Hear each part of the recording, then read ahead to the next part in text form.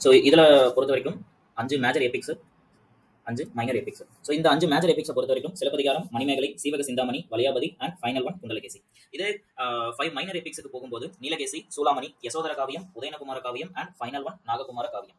So இந்த first ஒன்னை பொறுத்த வரைக்கும் சிலப்பதிகாரம் அண்ட் மணிமேகலைக்கு நம்ம மேஜர் இம்பார்ட்டன்ட் கொடுக்கணும். மேக்ஸிமம் ஆஃப் த கொஸ்டின்ஸ் எல்லாமே வந்து ஃப்ரேம் ஆகுறது இந்த சிலப்பதிகாரத்திலையும் மணிமேகலையிலையும் மட்டும்தான். ஸோ அதுக்கப்புறம் உள்ளது சீவக சிந்தாமணி, வலியாபதி, குண்டலகேசி. ஸோ அப்போ நம்ம மெயினாக ஃபோக்கஸ் பண்ண வேண்டியது இந்த டாப்பிக்ல 2 மட்டும் தான். ஸோ நம்ம எப்படி இந்த 17 மேல்கணக்கு நூல்கள் கீழ்கணக்கு நூல்களில் பார்க்கும்போது மேல்கணக்கு நூல்களில் அந்த 8 தொகை நூல்களுக்கும் கீழ்கணக்கு நூல்களில் அந்த 11 நீதி நூல்களுக்கும் இம்பார்ட்டன்ஸ் கொடுக்க சொல்லி நம்ம பார்த்தோமோ, சேம் அதே போல இந்த 50 காப்பியங்கள் 5 காப்பியங்கள் 5 மேஜர் எபிக்ஸ்ல நம்ம இங்க வந்து நோட் பண்ண வேண்டிய விஷயம் இந்த சிலப்பதிகாரமும் மணிமேகலையும் மட்டும்தான். ஸோ சொல்லும் போதே ஒவ்வொரு விஷயத்தையும் நோட் பண்ணிக்கோங்க, எதுக்கு நம்ம வந்து இம்பார்ட்டன்ஸ் கொடுக்கணும், எதுக்கு கொடுக்க வேண்டியதில்லை அப்படின்றது. ஓகேங்களா? தென் ஃபர்ஸ்ட் இந்த 50 காப்பியத்தை பொறுத்த வரைக்கும் இதுல நம்ம திருக்குறளை எப்படி வந்து அறம், பொருள், இன்பம் அப்படிங்கிற 3 கான்செப்ட் இருக்கும், அதே போல இந்த 50 காப்பியங்களும் அறம், பொருள், இன்பம் பிளஸ் வீடு. ஸோ ஒரு நல்ல வீட்டுல இல்லத்துல கணவனும் மனைவியும் எப்படி எல்லாம் வாழணும் அப்படிங்கிற ஒரு நல்ல உதாரணங்களை கூறக்கூடிய காவியங்களா இந்த எபிக்ஸ் வந்து எழுதப்பட்டிருக்கு அந்த காலத்துல இருந்து. ஸோ இதை பொறுத்த வரைக்கும் இந்த 50 காப்பியத்தை பத்தியும் 5 காப்பியங்களை பத்தியும் அதுக்கான இலக்கணத்தை சொல்ற நூல் எந்த நூல் அப்படின்னு பாத்தீங்கன்னா தண்டி அலங்காரம். 50 காப்பியத்தோட 5 நூல்களும் 5 காப்பியங்களோட நூல்களுக்கும் இந்த ஆக 10 நூல்களுக்குமே இலக்கணம் வகுத்து கூறும் நூல் தண்டி அலங்காரம். நோட் பண்ணி வச்சுக்கோங்க.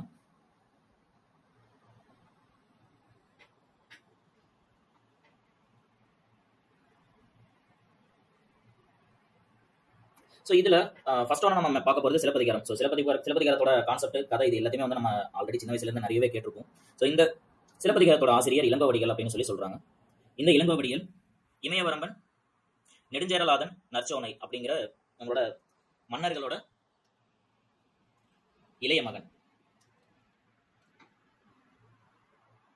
சேரன் செங்குட்டுவனோட தம்பி அப்படின்னு சொல்லுவாங்க. ஸோ இளங்கோவடிகள் தான் முதல்ல அவருக்கு ஆட்சி அமைக்க இது கொடுத்துருப்பாங்க. ஆனால் அவர் என்ன சொல்லியிருப்பாருன்னா அதை அவாய்ட் பண்ணிட்டு, இல்லை எனக்கு காப்பியங்கள் எழுதுறதும் மற்ற புலமை பணிகளையும் தமிழை கற்றுக்கிறதுலாம் எனக்கு இன்ட்ரெஸ்ட் இருக்குன்னு சொல்லிட்டு அவரோட அரசவை பதவியை வந்து என்ன பண்ணிடுவார் அப்படின்னா நம்மளோட சேரன் செங்குட்டுவனுக்கு மாற்றி கொடுத்துருவாரு. ஓகேங்களா?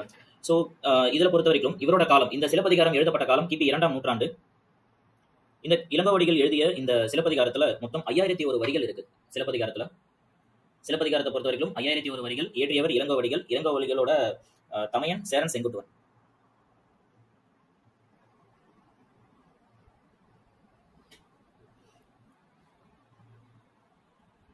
இந்த சிலப்பதிகாரத்துல முக்கியமான பொருளா வந்து சிலம்பு இருக்கிறதால சிலம்பு கூட்டல் இந்த 3 அதிகாரங்களை கொண்டு பாடப்பட்ட பாடல் அப்படிங்கிறதால இதுக்கு சிலப்பதிகாரம் அப்படிங்கிற பெயர் ஒன்று வந்திருக்கு.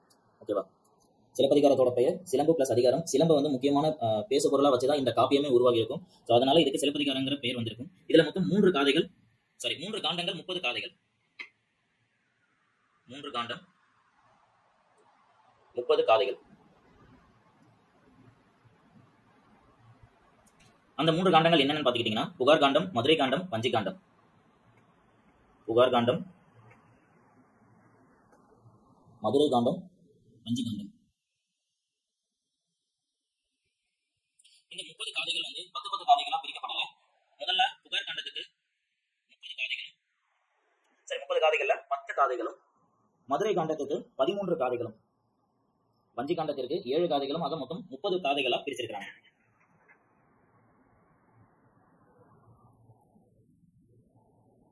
இந்த நூலை பொறுத்த வரைக்கும் முத்தமிழ் காப்பியம், குடிமக்கள் காப்பியம், முதற் காப்பியம், இரட்டை காப்பியம். இதுக்கு இரட்டை காப்பியம் அப்படின்னு சொல்றாங்கன்னா சிலப்பதிகாரமும் மணிமேகலையும் ஒன்றோடு ஒன்று தொடர்புடையது. ஏன் அப்படின்னா மணிமேகலை நூல், மணிமேகலையை பற்றின அவங்களை பற்றின கான்செப்ட். இதுல சிலப்பதிகாரத்துல கண்ணகியும் கோவலனும் வந்து இதுக்கு அவங்களோட வேலையை தேடி ஒரு இடத்துக்கு போகும்போது அங்கிருந்து கோவலன் சிறிது காலம் போயிட்டு மாதவி அப்படிங்கிற ஒரு ஆடல் அரசை கூட வாழ்ந்துட்டு இருந்தப்போ மாதவிக்கும் கோவலனுக்கும் பிறந்த மகளான மணிமேகலையோட கதையை கூறும் வரலாறு தான் மணிமேகலை காப்பியம். அதனால சிலப்பதிகாரத்திற்கும் மணிமேகலைக்கும் ஒரு ஒற்றுமை இருக்கு அப்படிங்கிறதால இது எல்லாரும் வந்து என்ன சொல்லுவாங்கன்னா இரட்டை காப்பியம். குடிமக்கள் காப்பியம்னு ஏன் இதை சொல்றாங்க அப்படின்னா வாழ்க்கை நெறியில ஒரு கணவனும் மனைவியும் ஆண்மகனும் பெண்மகனும் வாழ்க்கையில் எப்படி வாழ வேண்டும் அப்படிங்கிற ஒரு கான்செப்ட் எல்லாமே கூறக்கூடிய காப்பியம் அப்படிங்கிறதால இந்த சிலப்பதிகாரத்திற்கும் குடிமக்கள் காப்பியம் அப்படிங்கிற ஒரு பேரும் இருக்கு.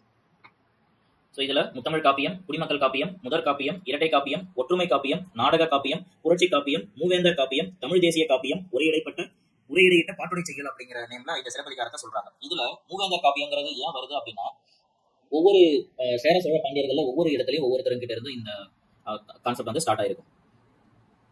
அதனால இந்த மூவேந்தர்களோட ஏரியாவிலுமே இந்த 3 காண்டங்களுமே வந்து 3 வேந்தர்களுடைய ஆட்சி பகுதியில நடைபெற்ற கான்செப்ட்ங்கிறதால இதோட நேம் வந்து மூவேந்தர் காப்பியம் அப்படின்னு சொல்றாங்க. ஸோ இந்த சிலப்பதிகாரத்தில் 3 உண்மைகள் வந்து நம்ம ஃப்ரீக்வெண்ட்டாக எக்ஸாம்ஸில் பார்க்குற ஒரு கொஸ்டின் என்ன அப்படின்னா, அரசியல் பிழைத்தோருக்கு அறம் கூற்றாகும், உரைசால் பத்தினியை உயர்ந்தோர் ஏத்துவர், ஊழ்வினை உருத்து வந்து ஊட்டும் அப்படிங்கிற இந்த 3 கான்செப்ட்டுமே சிலப்பதிகாரத்தில் உள்ள உண்மைகள். இந்த 3 உண்மைகளுமே வந்து எக்ஸாம்ஸில் ரிப்பீட்டடாக கேட்கப்பட்ட கேள்விகள். தென் இந்த சிலப்பதிகாரத்தோட சிறப்பு பார்த்துக்கிட்டீங்க அப்படின்னா, இதோட ஆசிரியர் இளங்கோவடிகள், ஆல்ரெடி நம்ம அதை சொல்லியிருக்கோம். அவரோட தமையன் சேரன் செங்குட்டுவன். ஸோ இந்த கான்செப்ட் வந்து சீத்தலை சாத்தனாரும் நம்மளோட சேரன் செங்குட்டுவனும் வந்து செங்குட்டுவன் பிளஸ் இளங்கோவடிகள் இவங்க 3 பேரும் வந்து ஒரு தடவை வீதி உலா வருவாங்க இல்லையா அந்த காலத்தில். அப்படி வரும்போது மலைப்பகுதியில் போயிட்டு பார்க்கும்போது மலைவாழ் மக்கள் எல்லாருமே வந்து ஒரு வேங்கை மரத்துக்கு கீழே ஒரு பெண் சிலை இருக்கிறத வந்து பார்த்ததா வந்து அவங்க கிட்ட ஒரு கதையை சொல்லியிருப்பாங்க. அந்த வேங்கை மரத்துக்கு கீழே இருந்ததுதான் நம்ம கண்ணகியாகும். அன்னையிலிருந்து கிபி 2ஆம் நூற்றாண்டிலிருந்து இப்போ வரைக்குமே வந்து நம்ம ஆலயங்கள் எல்லாம் நம்ம பெண் தெய்வமா வணங்கிட்டு இருக்கோம் இல்லையா. ஸோ அது எல்லாமே வந்து கண்ணகியோட சிலை தான் அப்படிங்கிற ஒரு கான்செப்ட் வந்து இன்னைக்கு வரைக்கும் வந்து பேசு பொருளாக தான் இருக்கு. ஓகேவா. ஸோ வேங்கை மரத்துக்கு கீழே மலைவாழ் மக்கள் வந்து கண்ணகி என்ற ஒரு தெய்வம் வந்து பெண் தெய்வம் அவங்க சொல்லும் போதே இளங்கோவடிகள் கிட்ட ஒரு பெண் தெய்வம் இந்த வேங்கை மரத்துக்கு கீழே மிகுந்த கோபத்துடனும் கண்களில் வந்து கண்ணீரோடவும் அமர்ந்திருந்தால் அப்படின்னு சொல்லிட்டு அதை ஒரு மனசு உருகிற அளவுக்கு அவர்கிட்ட பேசியிருப்பாங்க. ஸோ அந்த இடத்துல தான் சீத்தலை சாத்தனோட வேண்டுதலுக்கு இணங்க இளங்கோவடிகள் இந்த சிலப்பதிகாரத்தை வந்து ஏற்றியிருப்பாரு. ஸோ நம்மளோட இந்த சேரன் செங்குட்டுவன் இருக்காரு இல்லையா, அவர் என்ன பண்ணியிருப்பாருன்னா அங்க வந்து அவருக்கு ஒரு கோவில் கட்டியிருப்பாரு. யாருக்கு நம்ம கண்ணகிக்கு கோவில் கட்டியிருப்பாரு. அதே போல இலங்கையிலுமே இவருக்கு வந்து கண்ணகிக்கு இவங்களுக்கு ஒரு கோவில் கட்டியிருப்பாங்க. கண்ணகியோட கோவில் இலங்கையிலும் இருக்கு. ஸோ இதுதான் இந்த சிலப்பதிகாரம் உருவாகிறதுக்கான ஷார்டஸ்ட் கான்செப்ட். ஸோ 50 காப்பியங்கள்ல முதன்மையான நூல் சிலப்பதிகாரம்.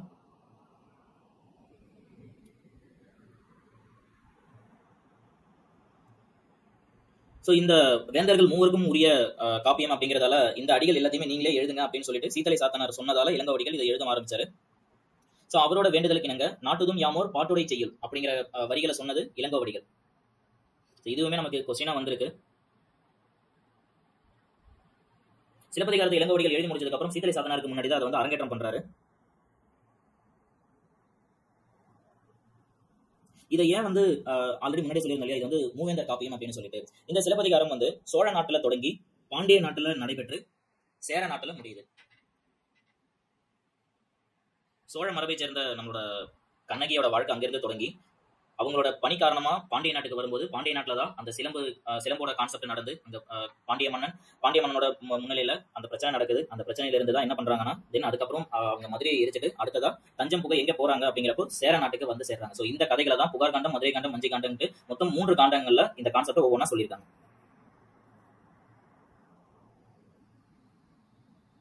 இதுக்கு முன்னாடி நம்ம பார்த்த எல்லா நூலுமே வந்து ஏதாவது ஒரு மன்னர்களை கான்செப்டா வச்சு எழுதின நூல் தான். ஆனா இந்த முதலா சிலப்பதிகாரம் மட்டும்தான் மக்களை வந்து தலைவனா கொண்டு பாடப்பட்ட நூல். ஏற்கனவே சொல்லியிருந்தேன் இல்லையா, இலங்கையில வந்து கண்ணகிக்கு கோவில் கட்டினாருன்னு சொல்லிட்டு. ஸோ அந்த இலங்கையில கோவில் கட்டின மன்னரோட நேம் கயவாகு அப்படிங்கிற மன்னர் வந்து நம்மளோட கண்ணகியோட வரலாறு கதை அவங்களோட கான்செப்ட் எல்லாத்தையும் கேட்டு மெய்சிலிருந்து அவங்களுக்காக அங்க கோவில் எடுத்தவர் தான் நம்மளோட கயவாகு. இன்றளவும் வந்து கேரளாவில் கண்ணகிக்கு ஒரு கோவில் இருக்கு. எங்க அப்படின்னா திருவஞ்சிக்கலம். அன்றைய சேர மன்னர்களோட ஆட்சி பகுதியில் இருந்த திருவஞ்சிக்கலத்துல தான் இந்த கண்ணகியோட கோவில் அமைஞ்சிருக்கு.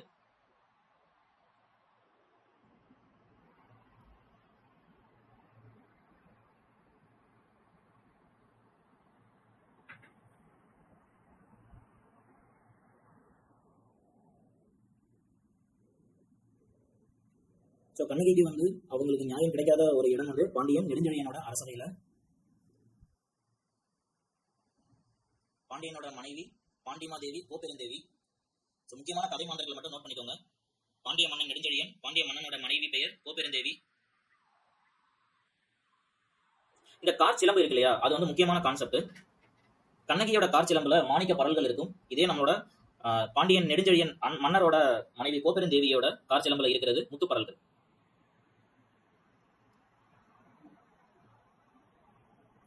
இதுல இன்னொரு இதுக்கு exam related point of view என்ன அப்படின்னா, கணவனை இழந்த மகளிருக்கு எந்த விதத்திலும் ஆறுதல் கூற இயலாது அப்படின்னு சொன்னது கோப்பெருந்தேவி. கோப்பெருந்தேவிக்கு இருந்த ஒரே ஒரு வரிகள் இதுதான் முக்கியமான வரியாகவும் இது கருதப்படுது.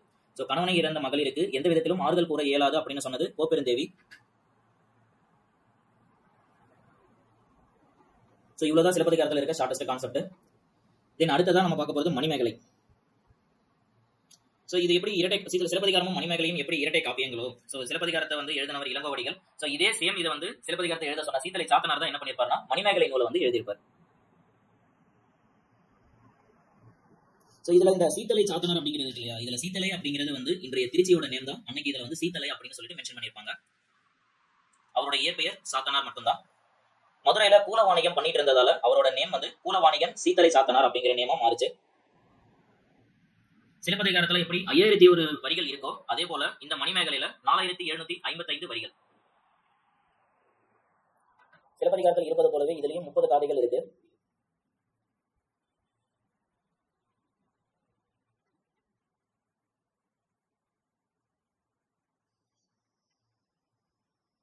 மணிமேகலை வந்து என்ன பண்ணிருப்பாங்க அப்படின்னா துருவ கொண்டு பௌத்த சமயத்தை வந்து ஃபாலோ பண்ணிருப்பாங்க. சோ அதனால இது வந்து சமயம் சார்ந்து எழுதப்பட்ட முதல் காப்பிய நூல்.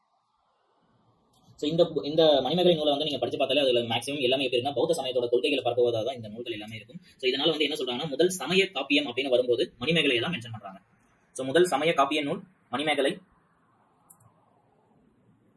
இந்த மணிமேகலை நூலுக்கு இன்னொரு பெயர் வந்து மணிமேகலை துறவு அப்படின்னு இருக்கு. ஏன்னா மணிமேகலை வந்து சின்ன வயசுலேயே பௌத்த மதத்தால் ஈர்க்கப்பட்டு இளமையிலே வந்து துறவரம் போயிடுவாங்க. சோ இல்லறத்தை துறந்து துறவரம் போனதால இந்த மணிமேகலை காப்பியத்திற்கு மணிமேகலை துறவு அப்படிங்கிற இன்னொரு நேமும் இருக்கு.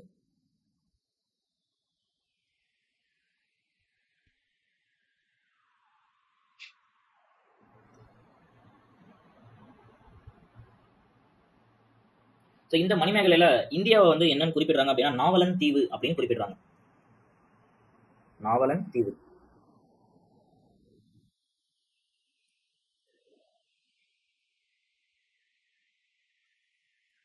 மணிமேகலையில இந்தியாவை எப்படி குறிப்பிட்டிருக்காங்க? நாவலன் தீவு அப்படின்னு குறிப்பிட்டிருக்காங்க.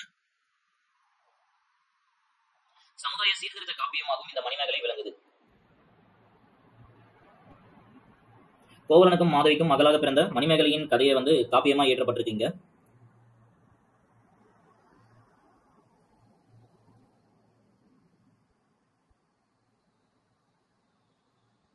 சோ மணிமேகலை வந்து எங்க பிறந்திருப்பாங்க அப்படின்னா கடல்ல வந்து வாணிகம் செய்ய போகும்போது கடல்ல பிறந்ததனால மணிமேகலைக்கு வந்து அவங்களோட தெய்வமான மணிமேகலா தெய்வத்தின் பெயரையே வந்து சூட்டியிருப்பாங்க. சோ அந்த மணிமேகலா தெய்வம் வந்து மணிபல்லவ தீவுக்கு வந்து அழைச்சி கொண்டு போயிட்டு அங்க ஒரு 3 வரங்களை வந்து கொடுக்குறாங்க.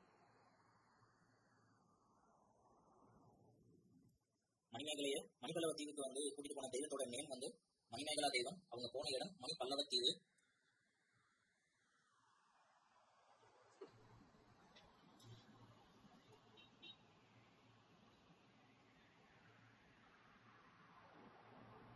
ஸோ முற்பிறவியில ஆபுத்திரன் அப்படின்றவர்கிட்ட இருந்த அந்த அமுத சுரபி அதுக்கு அடுத்த ஜெனரேஷனா மணிமேகலை கையில வருது. மணிமேகலை கையில அது வர்றதுக்கு காரணமா இருந்தவங்க தீவத்திலகை.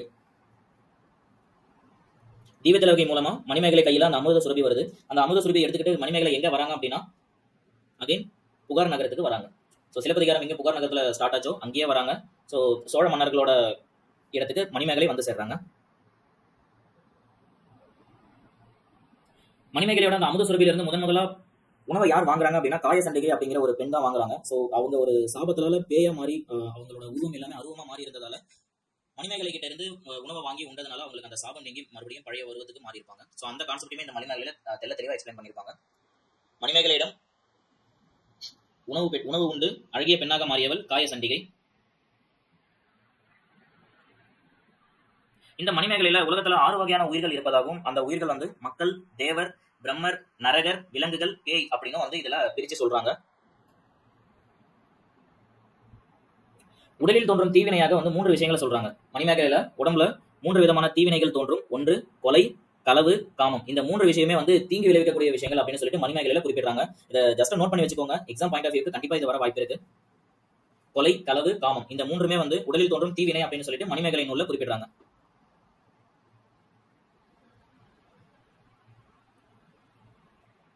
தமிழின் 2வது சமய காப்பிய நூல்.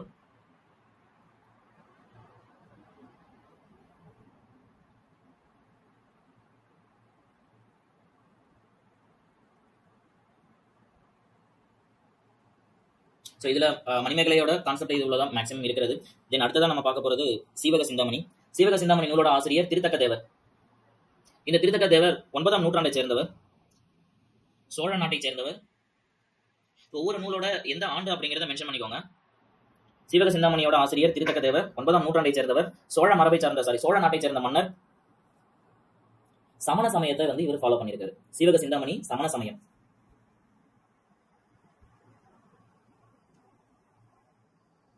திருத்தக்க தேவரை தமிழ் கவிஞர்களின் அரசன் அப்படின்னு சொல்லி சிறப்பு பெயர் சொல்லி குறிப்பிடுறாங்க. திருத்தக்க தேவரோட சிறப்பு பெயர் தமிழ் கவிஞருள் அரசன். ஸோ இந்த சீவக சிந்தாமணியை மனநூல் அப்படின்னு சொல்றாங்க. இதுல சீவகனோட 8 மனைவிகளை பற்றி கூறுவதால இதை ஒரு மனநூல் அப்படின்னு சொல்றாங்க. 13 இளம்பகங்கள் இருக்கு, 8 மனைவிகளை பத்தி இதுல குறிப்பிட்டிருக்காங்க. இந்த சீவக சிந்தாமணியை பொறுத்த வரைக்கும் இந்த அறம்பொருள் இன்பம் இருக்கு இல்லையா, அந்த 3வது இன்பம் காமநூலா இதை குறிப்பிடுறாங்க. சீவக சிந்தாமணியை காமநூலா குறிப்பிடுறாங்க.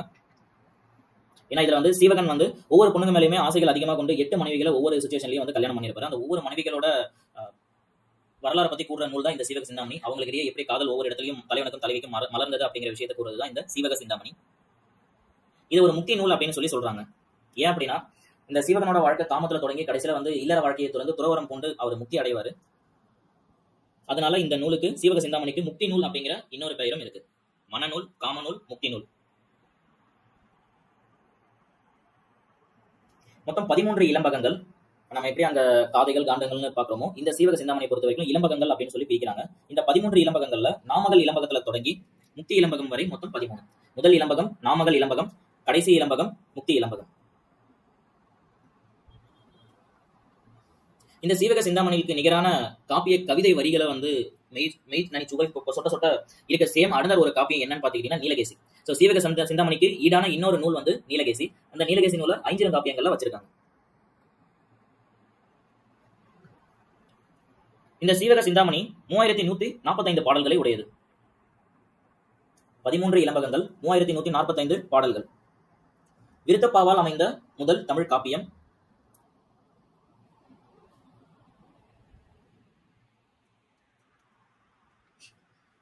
விருத்தப்பாவால் அமைந்த முதல் தமிழ் காப்பியம்.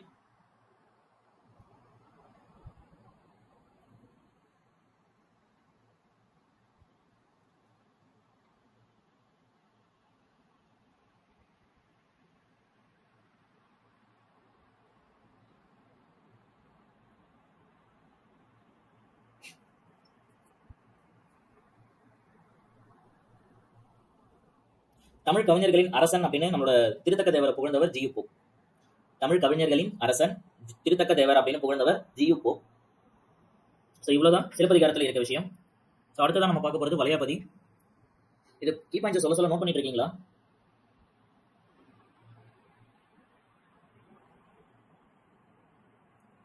Okay, thank you for the confirmation.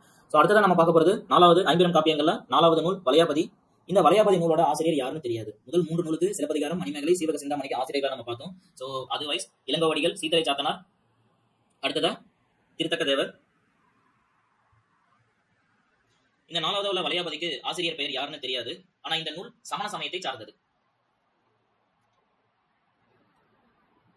Seevaka Chintamani எப்படி சமண சமயத்தை சார்ந்ததோ அதே போல இந்த வளையாபதியும் சமண சமயத்தை சார்ந்தது. இந்த வளையாபதியோட காலம் எப்ப இந்த வளையாபதி நூல் எழுதியிருக்காங்க அப்படின்னா கிபி 9ஆம் நூற்றாண்டு. சீவக சிந்தாமணியை போலவே இதுவும் விருத்தப்பாக்களால் ஆன நூல். மொத்தம் 72 பாடல்கள் இதுல அமைஞ்சிருக்கு. சீவக சிந்தாமணியை போலவே இதுலயும் விருத்தப்பாக்களால் அமைந்த பாடல்கள் இடம்பெற்றிருக்கு. ஸோ இந்த வளையாபதி எதை பேஸ் பண்ணி எழுதியிருக்காங்க அப்படின்னா வைசீக புராணம் அப்படிங்கிற ஒரு நூலை தழுவிதான் இந்த நூலை எழுதியிருக்காங்க. வைசீக புராணம் அப்படிங்கிற நூலை தழுவி இந்த வளையாபதி நூல் எழுதப்பட்டிருக்கு.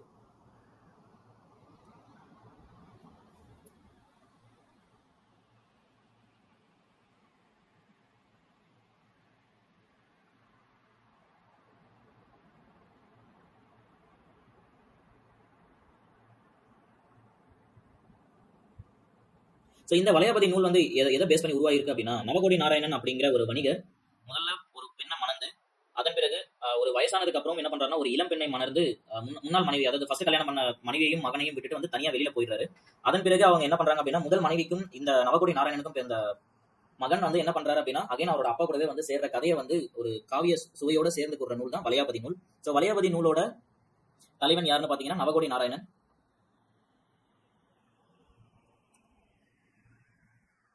இதுல நவகோடி நாராயணனோட ஆண்மகன் எப்படி அவரோட சேர்றாரு அப்படிங்கிற கான்செப்ட சொல்றதால இது என்ன சொல்றாங்க அப்படின்னா இந்த நூல்ல மக்கள் செல்வத்தோட, அதாவது அந்த நவகோடி நாராயணனுக்கு பிறந்த மகனை பத்தி கூறுறதால தனக்கு பிறந்த ஆணோ பெண்ணோ குழந்தைகள் எப்படி பாதுகாக்கணும், எந்த மாதிரியான அவங்களோட பெருமைகள் என்னங்கிற விஷயத்தை கூறுற நூல் வளையாபதி.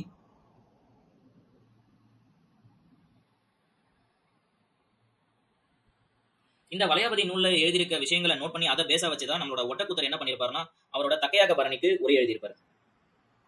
அந்த அளவுக்கு கவியழகு மிக்க நூல் வளையாபதி. சோ இதுல 4 அடி முதல் 6 அடி விருத்தப்பாக்களால் ஆன நூல் வளையாபதி. அடியில்லை, இந்த ஒரு நூல்ல மட்டும்தான் வருது. 4 அடி முதல் 6 அடி விருத்தப்பாக்கள் காணப்படுகிறது. வளையாபதியை பொறுத்தவரைக்கும் இவ்வளவுதான் கான்செப்ட். அடுத்ததான் நம்ம பார்க்க போறது குண்டலகேசி. குண்டலகேசி நூலோட ஆசிரியர் நாத கூத்தனார்.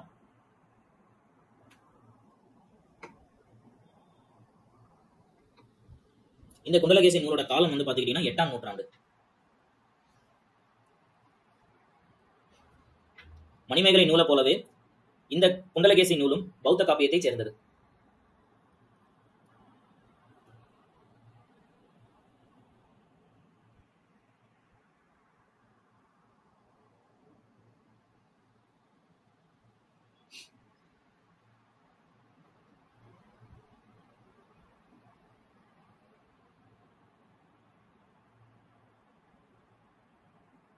ஸோ இதை பொறுத்தவரைக்கும் இந்த குண்டலகேசி நூலுக்கு எப்படி பெயர் காரணம் வந்துச்சு அப்படின்னு பார்த்தீங்கன்னா, குண்டலகேசியோட உண்மையான நேம் வந்து பத்தரை. பத்தரை அப்படிங்கிற பெண் காலன் அப்படிங்கிற ஒருத்தனை வந்து கல்யாணம் பண்றாங்க. ஸோ இதுல கல்யாணம் பண்ணும்போது திருமணத்துக்கு அப்புறம் அவங்க 2 பேரும் வந்து கோவமா இருந்தப்ப காலனை வந்து என்ன சொல்லிடுறாங்க அப்படின்னா, நீ ஒரு கல்வன் தானே அப்படின்னு சொல்லி திட்டிடுறாங்க. இதை தாங்காம கோவம் கொண்ட காலன் வந்து என்ன பண்றாரு அப்படின்னா, பத்தரையை கூட்டு போயிட்டு ஒரு மலை மேல இருந்து கீழே தள்ளி விட்டு கொல்றதுக்காக முயற்சி பண்றாரு. ஸோ இதை வந்து தெரிஞ்சுக்கிட்டு சுதாரிச்ச பத்திரை என்ன பண்றா அப்படின்னா, அங்கிருந்து தன்னோட கணவனான காலனை வந்து மலையிலிருந்து கீழே தள்ளி கொலை பண்ணிடுறாங்க. ஸோ இதை கொலை பண்ணதுக்கு அப்புறம் தென் என்ன பண்றாங்க அப்படின்னா, அவங்க தலையில இருந்த முடி எல்லாமே வந்து சுருட்ட முடி, அதாவது குண்டலகேசி அப்படிங்கிறதுக்கு வந்து சுருண்ட முடி உடையவள் அப்படிங்கிற மீனிங் அதுக்கு. ஸோ அவரோட முடி எல்லாத்தையும் வந்து அதை நீக்கி மொட்டை அடிச்சுக்கலாம். மொட்டை அடிச்சு போயிட்டு பௌத்த மதத்துல செய்த துறவியா மாறிடுறாங்க. ஸோ இந்த கதை சுருக்கத்தை சொல்ற நூல் தான் குண்டலகேசி.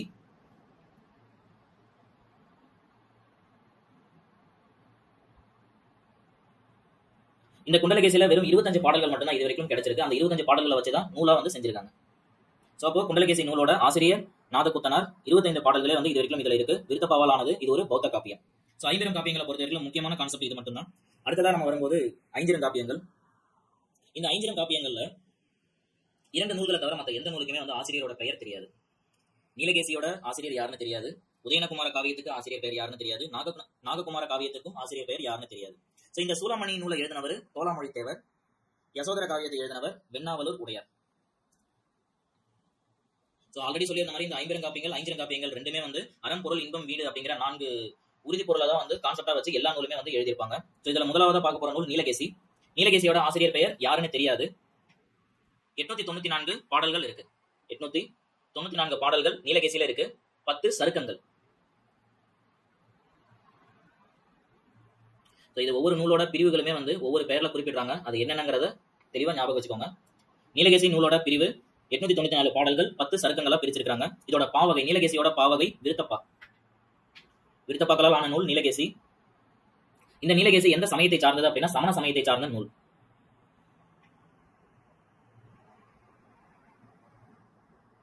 இந்த குண்டலகேசிக்கு எப்படி சுருண்ட முடிகளை உடையவள் அப்படிங்கிற பொருள்ல வந்ததோ அதே போல இந்த நீலகேசியும் வந்து கருமையான கூந்தல் உடையவள் அப்படிங்கிற மீனிங்ல இந்த நீலகேசி நூல் வந்து அமைஞ்சிருக்கு.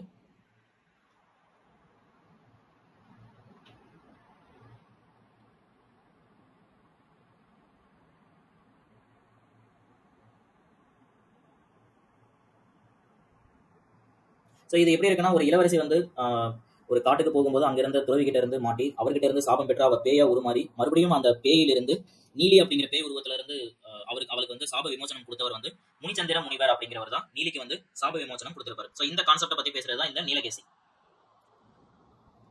முனிச்சந்திர முனிவர்.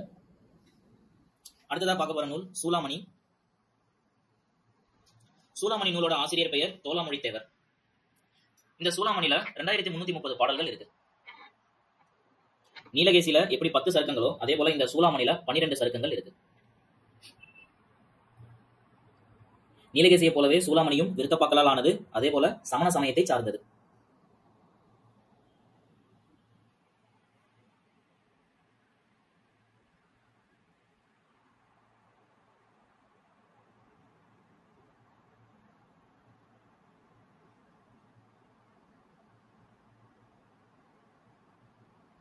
இந்த சூலாமணியில முதலா விருத்தப்பாக்களால் வந்து என்னதான் சீவக சிந்தாமணியை தீர்த்தக தேவர் வந்து எழுதியிருந்தாலுமே வந்து இந்த சூலாமணி எழுதும் போது தோலாமொழி தேவர் சீவக சிந்தாமணியை விட மஸ்ட் டைம் பெட்டரா வந்து என்ன பண்ணியிருக்காருன்னா விருத்தப்பாக்களை வந்து கையாண்டிருக்காரு. ஸோ படிக்கும்போது சீவக சிந்தாமணியோட சூளாமணியோட கவிதைகள் வந்து அவ்வளவு ஒரு சிறப்பா இருக்கு அப்படின்னு சொல்லிட்டு நிறைய பேர் வந்து அதை பெருமைப்படுத்திருக்காங்க.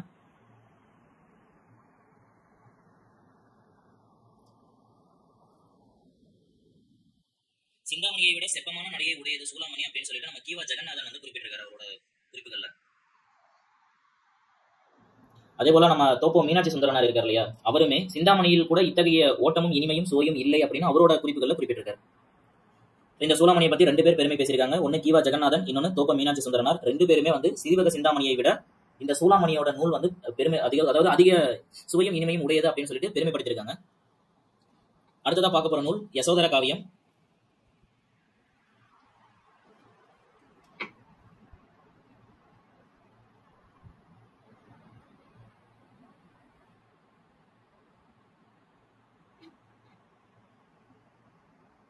இந்த யசோதர காப்பியம் நூலை எழுதினவர் வந்து வெண்ணாவலூர் உடையார்வேல். பாடல்கள் 320 பாடல்கள். இந்த நீலகேசி சூளாமணியை தொடர்ந்து சருக்கங்கள் 5 சருக்கங்கள். 320 பாடல்கள், 5 சருக்கங்கள். இந்த யசோதர காவியமும் விருத்தப்பாக்களால் ஆன நூல் சமண சமயத்தை சார்ந்தது.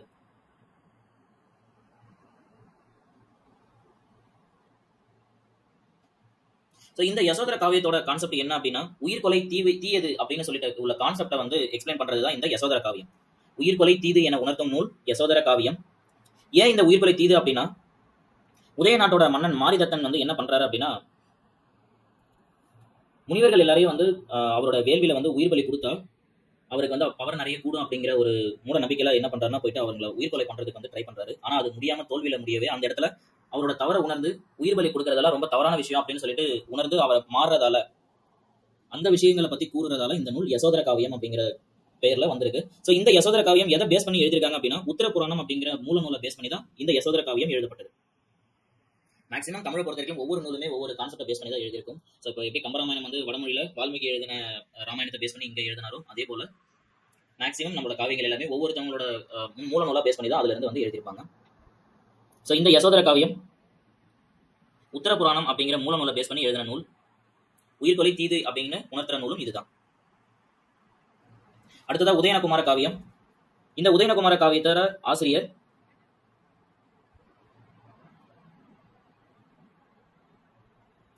யாருன்னு தெரியாது. நாககுமார காவியத்தோட ஆசிரியரும் யாருன்னு தெரியாது. ஆனா இந்த உதயகுமாரத்தோட காவியத்தோட எழுதினவர் ஆசிரியர் வந்து கந்தியார் அப்படின்னு ஒரு சிலர் சொல்றாங்க. ஆனா அதை வந்து முழுமையா யாரும் நிரூபிக்கல. இந்த உதயனகுமார காவியத்தோட ஆசிரியர் கந்தியார்னு சொல்றாங்க. ஆனா அது கந்தியார் தான் எழுதினாருங்கிறதுக்கான எந்த ஒரு ப்ரூஃபுமே வந்து முழுமையா வந்து கிடைக்கல. இந்த உதயனகுமார காவியத்துல 369 பாடல்கள் இருக்கு, 6 காண்டங்கள் இருக்கு. இது வரைக்கும் நம்ம பார்த்துட்டு இருந்த முன்னாடி இருந்த 3 காப்பியத்துக்குமே சருக்கங்களா தான் நம்ம பார்த்திருக்கோம். இந்த உதயனகுமாரத்துல மட்டும்தான் காண்டங்களா பார்க்கிறோம். 5 காப்பியங்கள்ல 369 பாடல்கள், 6 காண்டங்கள். விருத்தப்பாக்களால் ஆன நூல் உதயனகுமார காவியம். சேம் இதுவும் சமண சமயத்தை சார்ந்த நூல்.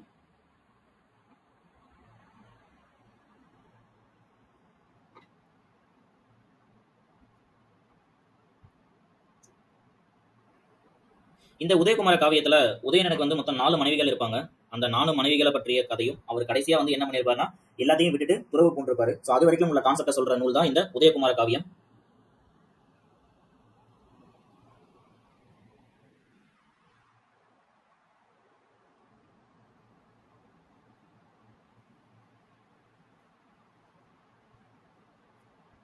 இந்த உதயனகுமார காவியம் வந்து பெருங்கதை நூல் இருக்கு இல்லையா, அந்த நூலை பேஸ் பண்ணி எழுதின நூல். இந்த பெருங்கதை நூல் எங்கிருந்து உருவாயிருக்கும் அப்படின்னா, பிராகிருத மொழியில பிரகதத்தா அப்படிங்கிற இலக்கியத்தை தழுவி உருவாக்கப்பட்ட நூல் தான் பெருங்கதை. உதயனகுமார காவியம் பெருங்கதை நூல்ல இருந்து எழுதப்பட்டது. அந்த பெருங்கதை நூல் வந்து பிரகதத்தா அப்படிங்கிற இலக்கியத்தை தழுவி எழுதின நூல் தான் பெருங்கதை பிராகிருத மொழியில. இந்த பிராகிருத மொழியில பிரகதத்தா இலக்கியத்தை எழுதினவர் யாருன்னு பாத்தீங்கன்னா குணாட்டியார் அப்படிங்கிறவர் தான் இதை எழுதியிருப்பார்.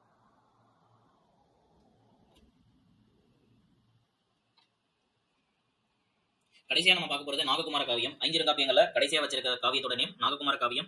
இதோட ஆசிரியர் யார் எழுதினாருங்கிற விவரங்கள் எதுவும் கிடைக்கல. இதோட பாடல்கள் பாத்துக்கிட்டீங்கன்னா 170 பாடல்கள், 5 சருக்கங்கள். இந்த 5 காப்பியங்கள்ல 4 காப்பியங்கள் சருக்கங்களாகவும் 1 காப்பியம் உதயனகுமார காவியம் மட்டுமே காண்டங்களாகவும் மாறி இருக்கு. சரிங்களா?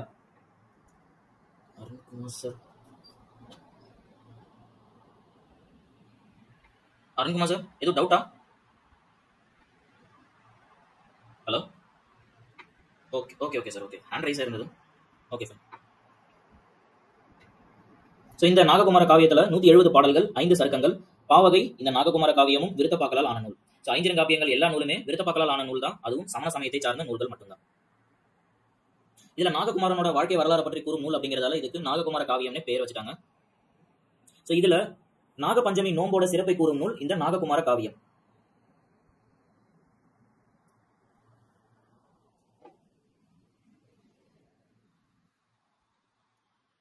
நாகபஞ்சமியோட சிறப்பை பற்றி கூறும் நூல்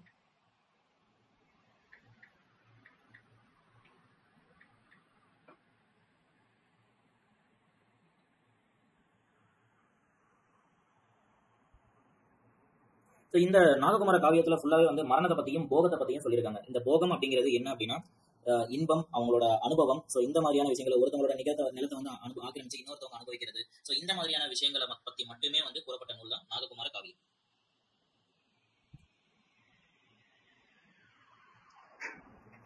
ஸோ ஐந்திரங்காப்பியங்களும் இருக்க கான்செப்ட் இவ்வளோதான். ஸோ இந்த ஒரு சின்ன கான்செப்ட் கிளாஸ் ஆக்சுவலாக எனக்கு இருந்தது. ஸோ அடுத்த கிளாஸஸ்ல இருந்து நம்மளோட ஆர்கியாலஜிக்கல் ஹிஸ்டரிக்கு நம்ம போவோம்.